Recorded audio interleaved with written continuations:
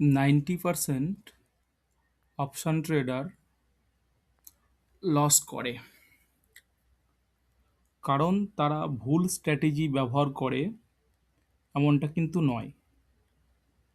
তারা লস করে কারণ তারা জানেই না মার্কেট ডাইরেকশনটা কি, মার্কেট কোন লেভেলে যেতে চায়, তারা সেটা বুঝতে পারে না, সেজন্য তারা লস করে। অনেক সময় কি হয়, নিফটিতে দেখবেন আপনি ব্রেকআউটে বাই করলেন, তারপরে দেখবেন মার্কেট রিভার্স হয়ে গেল, আপনার স্টপ লস হয়ে গেল। বা আপনি প্যানিকে সেল করলেন, আপনি প্যানিকে এই জায়গাতে সেল করে ফেললেন, মার্কেট বাউন্স ব্যাক হয়ে উপরে চলে গেল। এটা বুঝতে হবে, মার্কেট কিন্তু র্যান্ডম না, মার্কেট একটা স্পেসিফিক স্ট্রাকচার ফলো করে।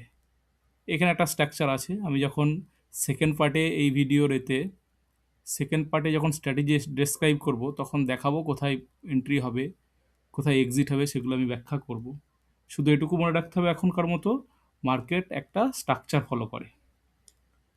আজ আমি আপনাদের দেখাবো অপশন মার্কেট আসলে কিভাবে কাজ করে, এই জিনিসটা বুঝতে হবে। এর জন্য আমরা আজকে যে জিনিসগুলো আলোচনা করব সেগুলো হচ্ছে max pain, PCR, option chain, IV, India VIX, RSI এবং মানি ফ্লো। এবং এইগুলোর প্রপার অ্যালাইনমেন্টের উপরে, এগুলো এক একটা ম্যাট্রিক্স, এই ম্যাট্রিক্সটার প্রপার অ্যালাইনমেন্টের উপরে আপনি সিদ্ধান্ত নেবেন। যেটা আমাদের স্ট্র্যাটেজি পার্ট, এই ভিডিওর সেকেন্ড পার্ট, সেটাতে থাকবে এগুলো। তো আসুন দেখা যাক কিভাবে কাজ করে। অপশন চেনে যদি আপনি আসেন, এটা এনএসসি সাইটে গেলে আপনি পাবেন অপশন চেন। মার্কেট ডেটাতে গিয়ে অপশন চেনে ক্লিক করবেন, এটা চলে আসবে। এটা মোবাইলে এবং ব্রাউজারেও পাবেন এবং বিভিন্ন অ্যাপেওতেও আপনি পেয়ে যাবেন। তো অপশন মার্কেটে দুটো জিনিস দিয়ে চলে, সেটা আমাকে জানতে হবে। সে দুটো জিনিস কি? এক হচ্ছে মার্কেটের মুভমেন্ট, আর দ্বিতীয়টা হলো টাইমিং, মার্কেট টাইম। যেটা বায়ার আর্ন করে মার্কেট মুভমেন্ট থেকে। আপনি অপশন বাই করেছেন, সেটা পুট হতে পারে, কল হতে পারে। আপনার আর্নিং তখনই হবে যদি মার্কেটের মধ্যে মুভমেন্ট আসে, সেটা ডাউন সাইড হোক বা আপ সাইড হোক। সেলার কখন আর্ন করে? যারা অপশন রাইটার বা অপশন সেলার, তারা আর্ন করে টাইম ডিকে থেকে। মানে অপশন প্রিমিয়ামের ডিকে আসবে একটা টাইমের পর। কখন আসে সেটা? যদি মার্কেটের মধ্যে কোনো মুভমেন্ট না থাকে, সেক্ষেত্রে অপশন প্রিমিয়ামে ডিকে আসবে। এবং কি হবে? এটা হলে কি হবে? বায়ার যারা আছে, বায়ার সাইডের প্রিমিয়ামগুলো কমতে থাকবে। এটাই হলো টাইম ডিকে। এবং এখানেই সেলার যারা আছেন তারা প্রফিট করে। তাহলে মার্কেট মুভ না করলে বায়ারের লস হবেই হবে। এবার সেকেন্ড আসুন ম্যাক্স পেন্টে, যেটা এখানে দেখাচ্ছিলাম। এখানে যে স্ট্রাইক প্রাইসগুলো দেখুন, দেখতে থাকুন। এটা অপশন চেন থেকেও আপনি বুঝতে পারবেন। এই দেখুন 24,000 যেটা আছে, এখানে ভলিউম দেখুন, সব থেকে বেশি ভলিউম এখানে। ওপেন ইন্টারেস্টের চেঞ্জটাও এখানে এসছে। আর ওপেন ইন্টারেস্টটা দেখুন, ওপেন যেটা রয়েছে সেটা কিন্তু এখানেই রয়েছে, 1,31,750। এর মধ্যে সব থেকে বেশি আছে এখানে। আর এদিকেও পুট সাইডেও তাই, ভলিউমটা এখানেই রয়েছে। ওপেন ইন্টারেস্টের পজিশনটাও এখানে হাই রয়েছে। তাহলে এটা ম্যাক্স পেন হলো। এই ম্যাক্স পেনটা আপনি এ থেকেও পেয়ে যাবেন। ধরুন আমি যদি এই সাইটে যাই, এখানে নিফটিতে ক্লিক করলাম, এটা জিরো দ্য কাইট আছে, এখানে ক্লিক করলাম, দেখুন চার্ট দেখাচ্ছে অপশন চেন ফান্ডামেন্টাল। আপনি অপশন চেনে ক্লিক করুন, অপশন চেনটা খুলে যাবে। এখানে গ্রিক্সও দেখাই, এগুলো গ্রিক্সগুলো আমি পরে যখন স্ট্র্যাটেজি বলবো তখন ব্যবহার করব। এখানে আপনি দেখুন অপশন চেনে কি আছে।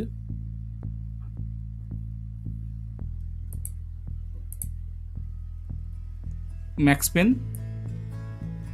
24,000-এ, পিসিআর এখানে 6.67, এটিএম আইভি, এটা আইভি পার্সেন্টাইল। এটা তাহলে এই ডেটাগুলো অ্যাট এ স্ন্যাপ আপনি এখানে পেয়ে গেলেন। আর এখান থেকে আপনি জিনিসটা পেয়ে গেলেন।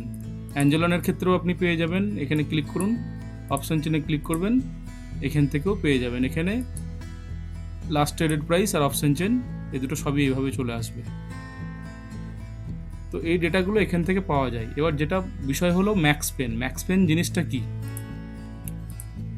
ম্যাক্স পেন জিনিসটা কি এটা বুঝতে হবে। ম্যাক্স পেন হলো সেই লেভেল, এখানে 24,000 এই ধরনের মার্কেটের জন্য হলো সেই লেভেল যেখানে ম্যাক্সিমাম অপশন বায়ার লস করবে আর অপশন সেলার যারা আছে তারা প্রফিট করবে। এবার অপশন বায়ার সেটা পুট বায়ার হোক আর কল বায়ার হোক, মার্কেট এর আশপাশে চাইবে ক্লোজ হতে।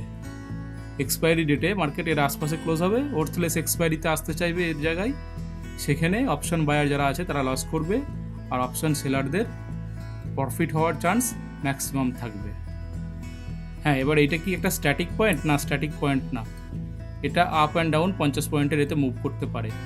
এবার সেই অনুযায়ী পিসিআর দেখবো, দেখবো, সব দেখে আমাদের স্ট্র্যাটেজি আমরা সেকেন্ড পার্টে ডেসক্রাইব করবো, আগেই বলেছি।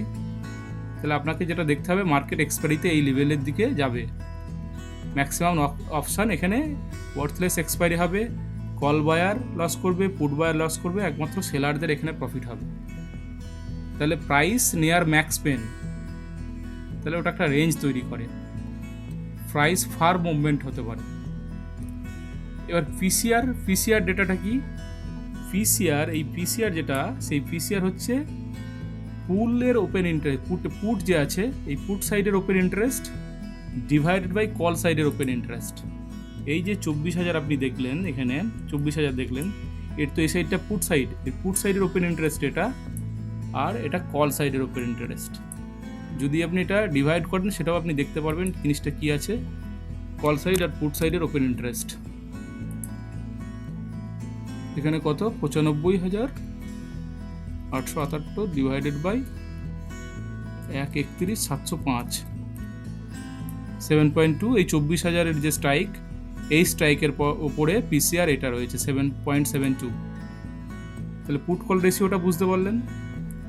এবার এই পুট কল রেশিও পিসিআর বেশি হলে কি হয়? ভিড়, যে মার্কেটে যে ভিড়, সেই ভিড়টা কোন দিকে আছে? বুলিশ সাইডে আছে। পিসিআর যদি বেশি হয় তাহলে সেই ভিড়টা বুলিশ সাইডে আছে, পিসিআর কম হলে মার্কেটের যে ভিড়, সেই ভিড়টা বিয়ারিশ সাইডে আছে।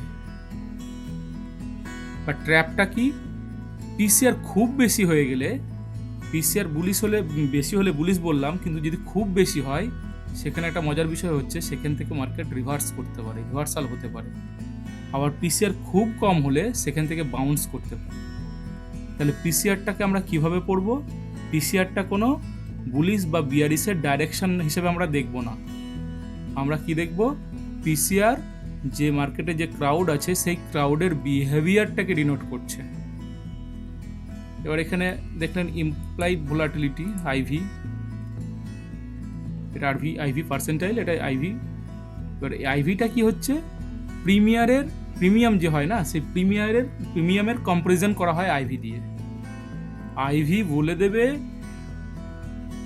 অপশনটা এক্সপেন্সিভ কি না। যদি প্রিমিয়াম হাই হয়, বায়ারের ক্ষেত্রে কি হয়? রিস্কটা বেশি হয়। হাই আইভি মানে হচ্ছে আইভি যদি হাই হয় তাহলে প্রিমিয়ামটা বেশি দামে আপনি কিনছেন, যেটা বায়ারের জন্য রিস্কি হিসেবে ধরা হয় লো প্রিমিয়ামটাকে। আর আইভি কম মানে সেটাকে সস্তার প্রিমিয়াম বলা হয়। এবার আইভি ক্রাশ করছে, হাই আইভি মানে কি? প্রিমিয়াম ক্রাশ করতে পারে, লো আইভি ফাস্ট প্রফিট হতে পারে। তাহলে বায়ারের ক্ষেত্রে কি হচ্ছে? বায়ারের ক্ষেত্রে প্রফিট হতে গেলে মার্কেটের মুভমেন্টের প্রয়োজন, যেটা আমরা প্রথমেই বলেছি। সেলারের ক্ষেত্রে কি হচ্ছে? নো মুভমেন্টের প্রয়োজন। এবার আরেকটা কনসেপ্ট আছে ইন্ডিয়া ভিক্স। দেখুন, ইন্ডিয়া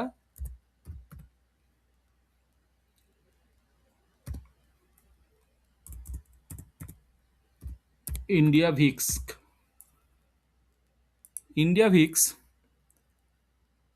এটা এই চার্টের মাধ্যমে আপনারা দেখবেন ইন্ডিয়া ভিক্সটা কি।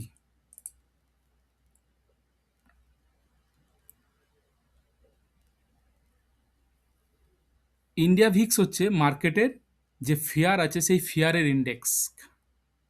মার্কেটের মধ্যে যে ফিয়ার কাজ করছে সেই ফিয়ারের ইন্ডেক্সটা হচ্ছে ইন্ডিয়া ভিক্স।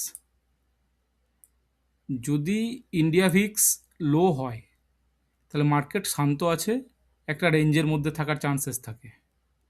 আর আইভি যদি হাই হয় তাহলে বিগ মুভ আসার সম্ভাবনা থাকে।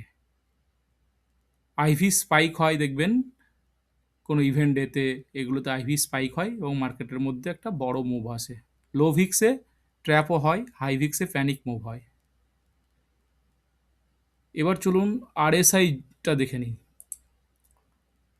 যদি আপনি আরএসআই দেখেন, এখানে আরএসআইটা প্লট করা রয়েছে, এটা নিফটির একটা চার্ট, এখানে ইএমএও প্লট করা আছে, আরএসআইও প্লট করা আছে। এখানে আমরা যে সেটিংসটা করব চার্টের ক্ষেত্রে, যখন আমি স্ট্র্যাটেজি বলবো তখন আপনাদেরকে দেখাবো। এই স্ট্র্যাটেজিতে আমি ওভারসোল্ডটাকে ধরেছি, লোয়ার ব্যান্ড যেটা ওভারসোল্ড সেটাকে 20 আর ওভারবটটাকে 80 ধরেছি। অনেকে এটা 30 এবং এটা 70 করে থাকেন, কিন্তু আমরা এখানে 20 আর 80 ধরবো, কারণ এতে আমাদের সিগনাল কম আসবে, কিন্তু ফলস সিগনাল থেকে আমরা রেহাই পাবো। তাহলে এখানে বুঝতে হবে আরএসআই কিন্তু আমাদেরকে কোনো ডাইরেকশন দেয় না। আরএসআই মার্কেটের ক্ষেত্রে আমাদেরকে কোনো রকম ডাইরেকশন দেয় না। তাহলে আরএসআই আমাদেরকে কী দেয়?